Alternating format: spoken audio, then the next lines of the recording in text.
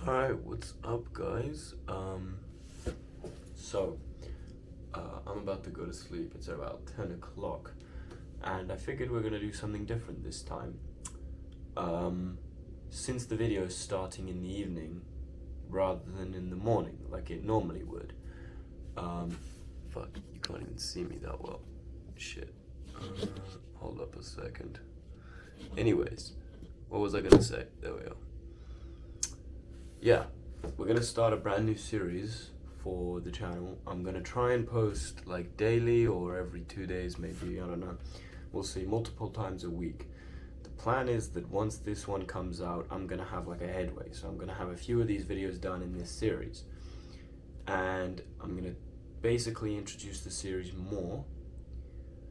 But it's gonna be an interesting project. It'll be like me talking about and answering like a massive variety. I hope to do like, I don't know, 30 videos, maybe a few more, we'll see, and then if it catches on, we'll carry on making them afterwards.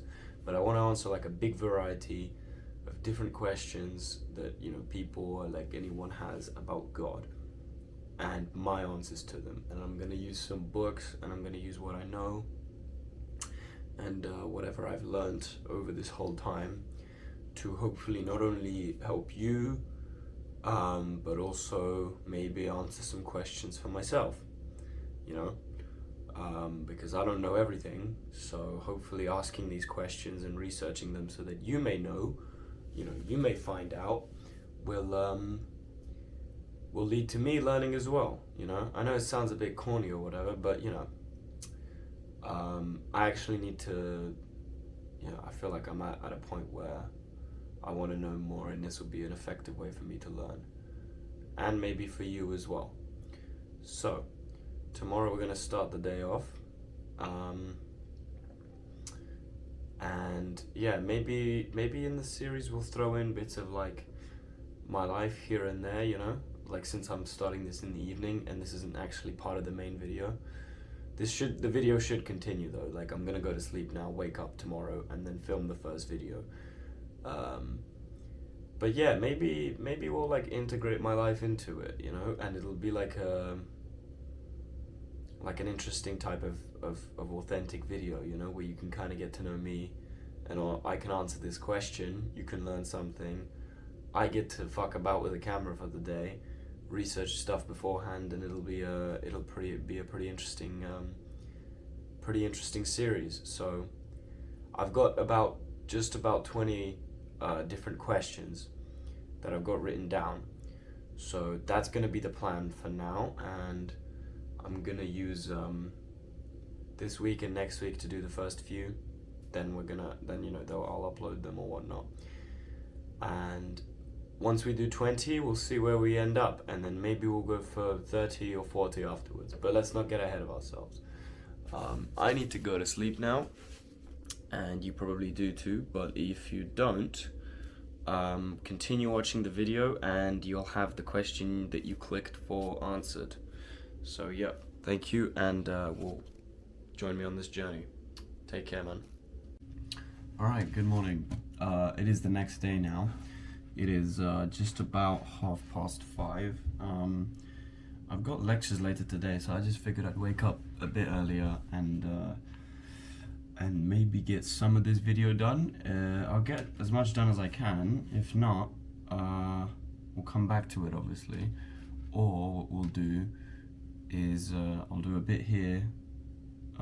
You'll kind of follow me throughout my day. We'll come back here, maybe, I don't know.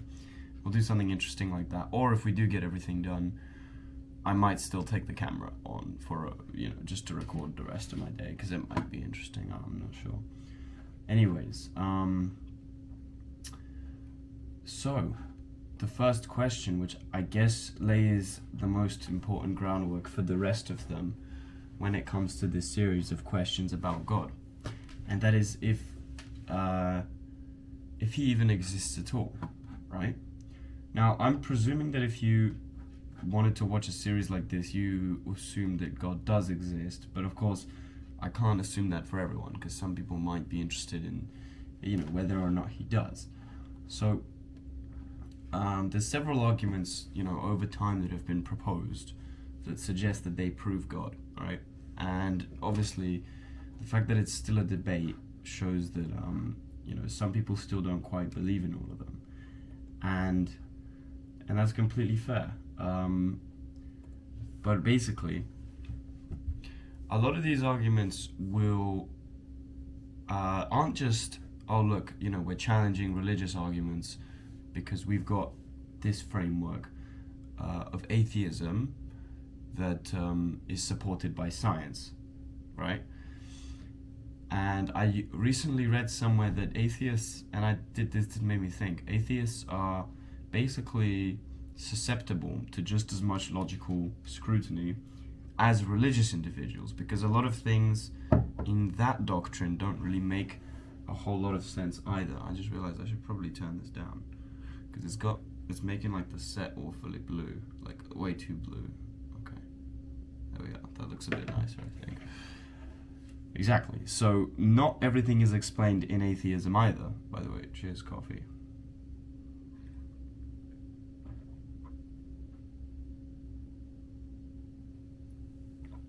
Alright. I didn't drink that earlier, that's why I'm kind of all over the place. Anyways, I'm gonna go over a few interesting arguments. And we're going to start with some of the obvious ones, which people find difficult to accept, especially the design argument, right? I'm pretty sure it was originally posed by William Paley, although it might have not been, the true origin, but it's basically attributed to him. If you learn about theology or things like that in school, they'll probably attribute it to him. And Paley basically said that if you had found a rock on the ground, right, while walking upon a heath or something, you wouldn't assume that there is a creator to it, because it's nothing interesting, right? But if you found a watch, like a wristwatch or a pocket watch, and then you opened it up and you saw all the individual gears operating inside the watch, you'd marvel at the complexity and assume a watchmaker had created it. You wouldn't instantly jump to the conclusion that the watch appeared on its own on the ground there, right? Someone designed the watch and made the watch. It's the camera. There we are. Someone designed the watch and also made the watch, put it together, and then one way or another it ended up here for him to find. He doesn't assume that the watch is of nature, right? Anyways, this goes on to say basically that if we can assume that about the complexity of a watch, which is, to be honest, rather simple, compared to the complexity of a human body, or the complexity of, he specifically chooses, the human eye, right? If you zoom in and focus on how complex and intricate the muscles around the eye are, and the actual mechanisms that allow you to see in the quality that you are able to see in, right? That alone for him was enough to basically say, yeah, these eyes warrant a designer because of how complex they are. He just couldn't believe that they came along on their own. And it makes sense. Some then Darwin came along and proposed evolution via natural selection. And well, that theory is, it's been taken to be a one and done answer, kind of, as if it's a closed topic. But that's what it made a lot of people believe, but it really isn't, because evolution doesn't explain everything, but people grasp the concept, and then they think they understand it enough to the point where they can attribute it to everything. Whereas even in human biology, there are certain things like things that aren't explained by evolution. And I don't know the exact terminology, but it comes down to adding and subtracting information, right? So information can't be added, but it can be subtracted, right? So if you have a trait that's not beneficial to your survival, and it hinders you and you die because of it, obviously the genetic programming for that trait will disappear because you died with it and you didn't get to reproduce and bring it on to the next generation. So you're essentially going to remove more and more traits that are harmful. However, when it comes to adding information, it's much more complex, because that's literally just attributed to genetic mutations, right? So that's like when something in the genes isn't working via the original code that the genes have said, so something new forms. So that's like when you have a tumor grow out of your body or something like that. That's like a genetic mutation, right? It's not intentional, but it's a fault that's causing it to grow, and your body's dedicating resources to it. So things like that basically try to explain how information gets added to something that didn't previously have it, right? And there are things that haven't really been explained in that way. One of which is this motor, basically, used by certain bacteria. I'm going to try and flash the name of it because I can't pronounce it. Basically, used by certain bacteria, made up of 40 protein parts, 40 different parts made of proteins working in unison, that consists of these parts, by the way. These are like the names given to them by biologists. Rotor, a drive shaft, bushings, and even a propeller. Spins at 100,000 rounds rotations per minute, and can stop or reverse direction in a quarter turn. So imagine like a really, really fucking advanced motor that you use for your boat or something like that, with moving parts inside, right? But it's biological and it's inside a bacteria, a kind of bacteria. Just think about that. And it's been it's basically what's the terminology? Irreducible complexity, right? That's what they've basically coined it, saying that this couldn't have developed part by part as evolution suggests, because every single one of these parts needs to be here at the same time, working in this exact way for it all to work out. It cannot have been working, like developed, okay, now this part got added, and then it developed into this, and then we'll add these bushings to make it work more efficiently, because there was a mutation previously and they didn't have bushings, so they mutated bushings. That couldn't have happened. It works only like this, right? It couldn't have worked being developed like that. Hence irreducible complexity, right? You can't reduce it down to its parts. And that's just one example. I mean, if you look at pretty much any part of your body, that you take for granted. Like I was thinking, it's quite obvious, but the brain itself, right? The brain is like the most adaptable computer and problem-solving machine that even will ever exist. Compared to the problem-solving machines we make now, I live in the age of AI. Maybe obviously no one before really my generation had that at this age, and then obviously it carries on. Anyways, the human brain still solves problems better and basically faster than anyone else, and certain things that your brain can do with ease, it's still difficult to get AI to do. And the fact that your brain can run on the things you eat, right, and consists of these neurons, which are microscopic, run electric signals through them and release tiny amounts of chemicals, and then reabsorb those chemicals to be ready to release again hundreds of times per second, right? The fact that goes on to not only operate every other complex system inside your body, like everything, to also allow you to then think freely on top of all of that, reason, and be self-aware, and come up with other ideas, and have free will and all of this. The fact that you can do all of that with this machine that essentially exists in your head, that runs on whatever you ate for dinner, and even the most powerful AI nowadays can't even match that, and it runs on the damn energy that a power plant produces, I've heard that recently. I don't know if that's exactly true, but that's probably going to be true soon. Like I've heard that a lot of AI companies are looking into investing into their own power stations for some of these things, right? So the fact that you can do that, and you're able to your brain doesn't only just run on the code that's there. It's you've got this thing called neuroplasticity, and it allows your brain to rewire its connections as necessary to learn a new skill, right? And that basically puts any skill that you could possibly learn in the realm of, yeah, I can. Like if you could try and learn it, you can learn it, right? That's why you've got humans doing these things that they were just not designed to do, but they do them so incredibly well.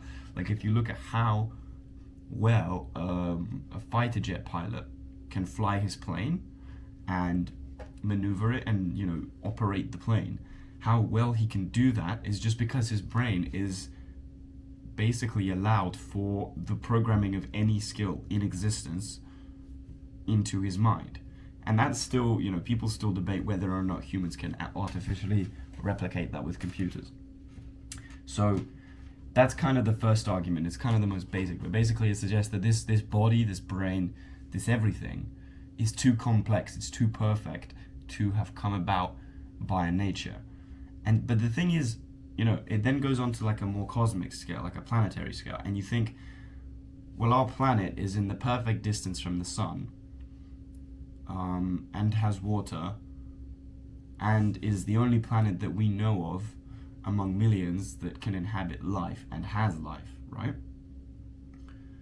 And you could think, yeah, well, they say that there's a bunch of Goldilocks planets out there, there's hundreds of tens of thousands, right? There's like for every grain of sand or something, there's X amount. Anyways, the point is, none of them, A, we will never be able to go to any of them to check, and B, none of them have any sort of definitive answer. It's almost just like a throwaway statement. But you combine that with this, and the fact we have these ideas that we do, makes you think. But for me, what really gets it is, okay, sure. Okay, so these planets came about, Earth formed, and then, once Earth formed entirely, then humans developed. Sure, that's like the atheist narrative, right? Humans developed from other animals and whatnot, and then that's how we came about.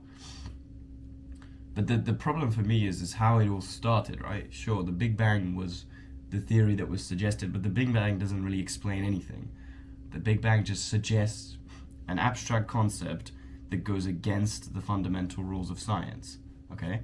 Because the Big Bang basically suggests, you remember how we basically established this rule that energy cannot be created or destroyed, only transferred, right? So now we're just going to say that everything started with the creation of energy before there was any.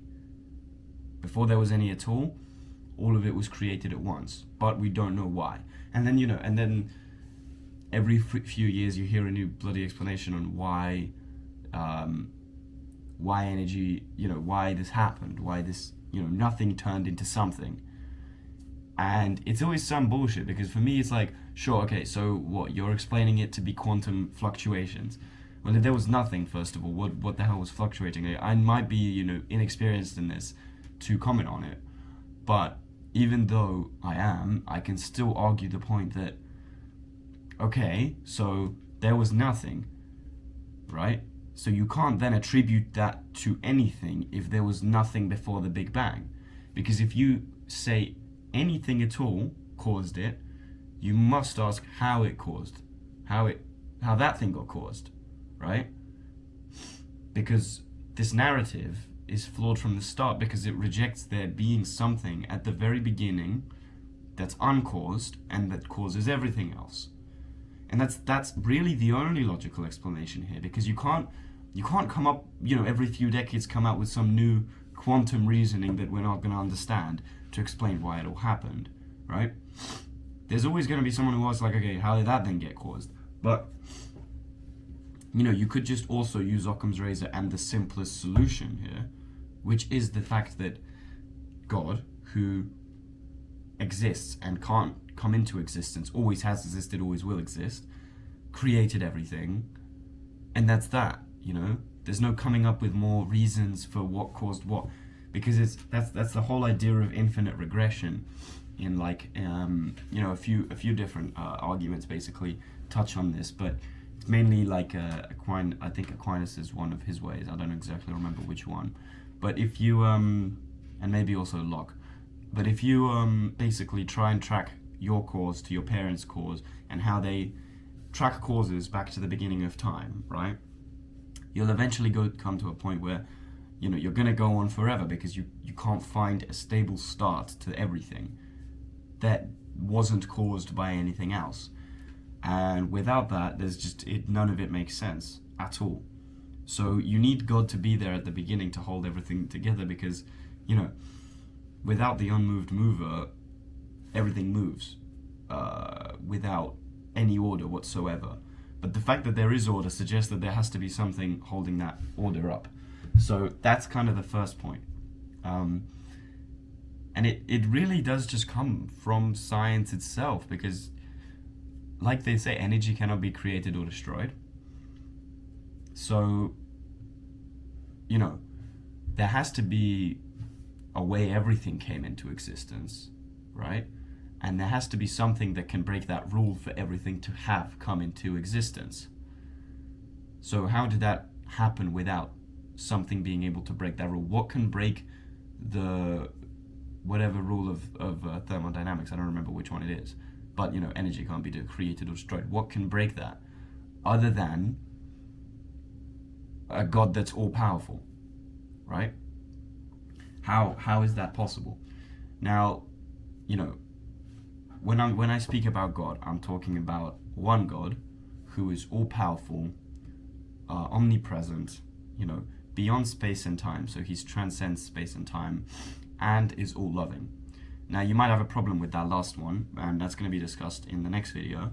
But, you know, we're staying on does God even exist at all? So I've just posed basically two arguments kind of in one.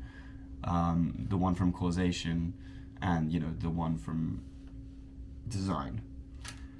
There are a few others. They're a bit more complicated that, you know, they're not necessary if you've got those two. And if those two convince you, these ones will only cement it.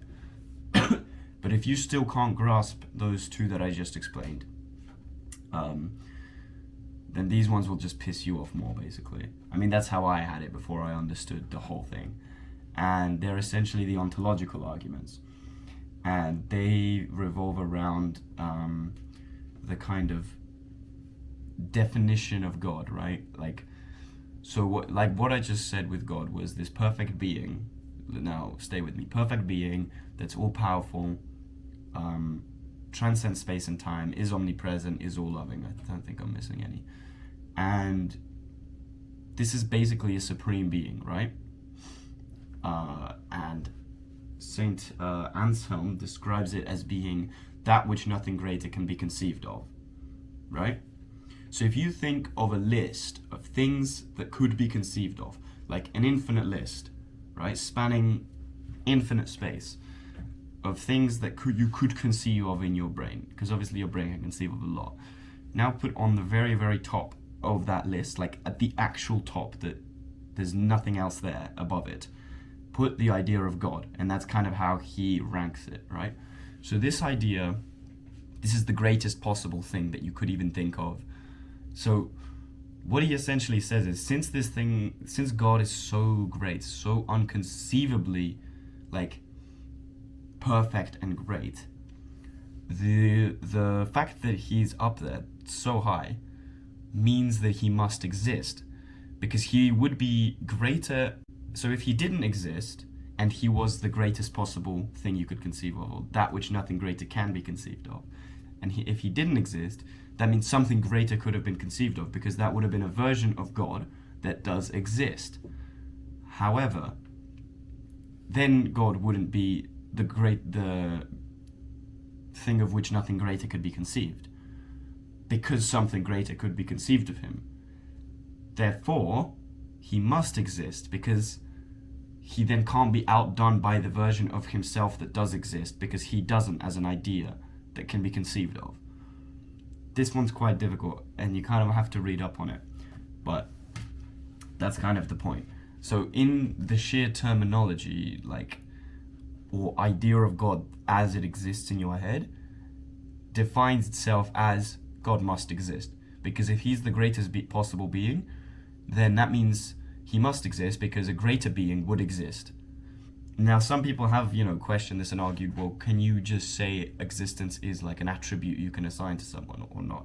And, that's a debate for its own, but I'm just presenting arguments here to get this first video out so that you can understand this. And then there's some more interesting versions that kind of lead onto the same premise of definition, right? And I'm kind of doing these off the top of my head because I feel like I think when I speak like this, it's more authentic, and you can kind of understand me better at the same time, as well as the idea I'm saying. But Malcolm's ontological argument. So Malcom basically goes off of the points that I'm trying to remember it now. Hold on a second. I'm gonna remind myself. Okay, I went and reminded myself of Malcolm's because that was a bit of a hiccup. But we're gonna keep the video as it is because I feel like I need to follow that thing I taught, didn't I, of authenticity. So we're gonna continue. Malcolm's ontological argument. So basically, before you understand this one, you need to understand the difference between contingent existence and necessary existence. There's two kinds of existence, essentially, what he's saying. And these don't necessarily come from him. I'm pretty sure they're from somewhere else, but it doesn't matter. The point is, you've got necessary existence, which is like you. You exist depending on other things, and everything else exists with a dependence on other things, right? To exist. So like, you exist because of your parents had to, give birth to you, and they exist because their parents, or something like that. Or, this phone exists because someone had to make it and design it and put it together, and from those different bits of rock and metal melted down. So those things exist, and that allows this to exist, which means, those individual parts exist because of, rock forming inside the planet or whatever, and silicone being melted down. I don't know. Anyways, you get the idea. Everything exists because of something else causing it or allowing it to exist. And what he basically says is, if God exists, he can't exist like this. So he can't exist like us. He can't be dependent for his existence on anything else, because God is essentially the unmoved mover, right? So he doesn't... Hold on, let me fix the camera angle. That's underexposed. So he's the unmoved mover. He cannot depend on anything else for his own existence. Therefore, he exists necessarily, right? His existence is necessary, so it's not dependent on anything else. And for a being to exist necessarily, he either does exist, always has existed, and will never cease to exist. But if God doesn't exist, that means he will never come into existence, right?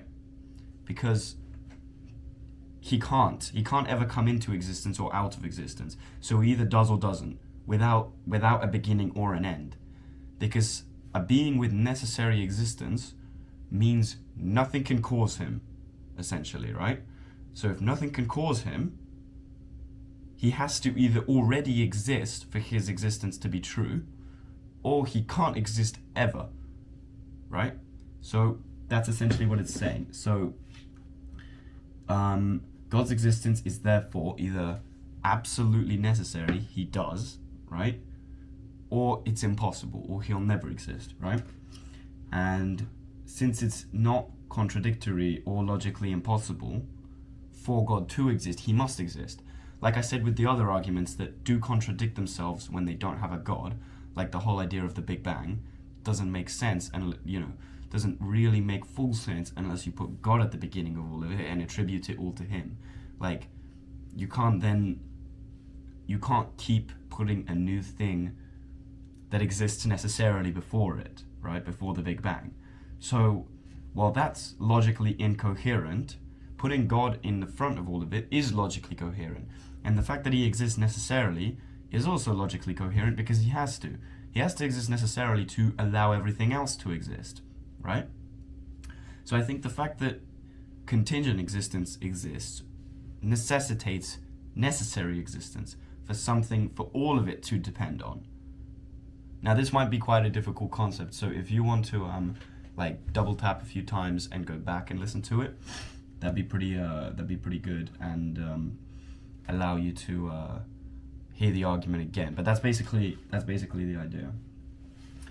And then, so I've presented these arguments, and they generally make quite a bit more sense, at least in my opinion, than any atheist view of the world. And, you know, I'm sure that there are much better ways of explaining this whole thing that I haven't quite understood, right? And if none of those convince you, there's this final thing that came up on this thing I was looking at, that I hadn't actually heard before, but it makes sense.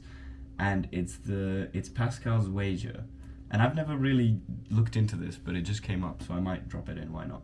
And it basically takes this pragmatic approach and suggests that people should bet on God's existence, even if they're unsure, because there's more to gain than there is to lose.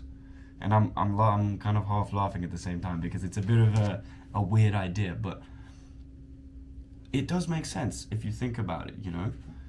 Why would you denounce God if there's A, it makes more sense that he does exist than that he doesn't, and B, if he does exist and you know, you dedicate your life to him, you're on much better terms than if you reject him for your entire life and he does exist. But if he doesn't, and you live a life of virtue through the words like such as the Bible, you know, and there is in fact no God, then you've lived a life of virtue and truth, and, you know, maybe not truth because he doesn't exist, but virtue, love, everything. So what did you really miss out on? But if he does exist, that was a safe bet, right? I guess that's one way of doing it. And it links into an interesting thought I had recently as well, about how there will always be something to suggest the other side, right? So you basically have two sides to this coin, and it's the fact that God does exist, you know, religion is true and everything, and then on the other hand, it's more like, but we know all of this, and we're starting to learn about all of this, you know, science, and explaining it in a more objective, pragmatic way, maybe, right?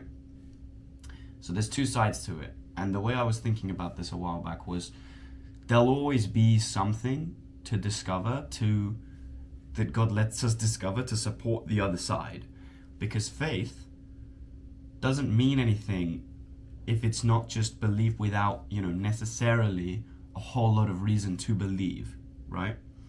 It's like when Jesus' disciples were walking on water. I think it was Peter that was walking on water, although that might be hugely embarrassing if it wasn't.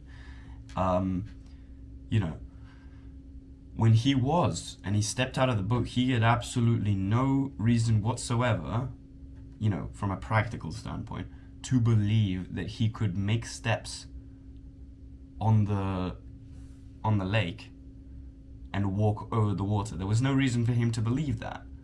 But the whole point of that, you know, story is that he had to believe because God was there. He had to have faith without necessarily having reason to believe or explain the fact that he could walk on water. There was no time to ask why he could, or how, you know, mechanically and physically this is becoming possible, you know? In the same way, like, we're not going to understand how God created everything, or how mechanically he caused it all to happen, you know? And we might get close to it, but if you don't accept him in the first place, then, you know, you're never going to get close. So I think that's kind of the bit it all comes down to.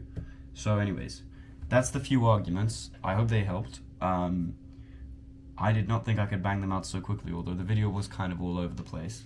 Anyways, I've got more things to film. So in the next episode, we'll be discussing...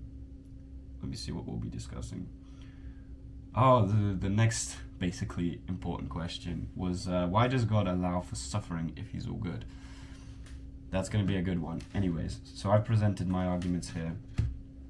Feel free to challenge me and maybe I'll respond in the comments. We'll see. Anyways, I also wanted to say thank you for watching, obviously. There it is. I'm working to reach like 500 subscribers by the middle of the year. That's kind of like a personal goal for me. So if you find any of this content interesting, you can look back at my YouTube channel and see some other videos that I've posted, and if they spark your interest or they're helpful or you like my approach to YouTube videos, consider just dropping a subscribe. It would like literally make my day. Like when I see that it goes up by 1, truly makes my day. And if you don't want it in the end, and if you like in a while, in a few weeks, a few months, realize you don't like my style anymore, feel free to unsubscribe. Like it literally changes your life in no way other than in the meanwhile you'll hear some cool videos. Good on you for watching a long form video instead of short form videos, because those fuck up your mind. So you're actually helping your attention span by watching longer form videos, not just my ones, but my ones are pretty cool as well. Anyways, thank you so much for watching, and I will see you in the next episode or never again. Either way, it's your choice. Take care.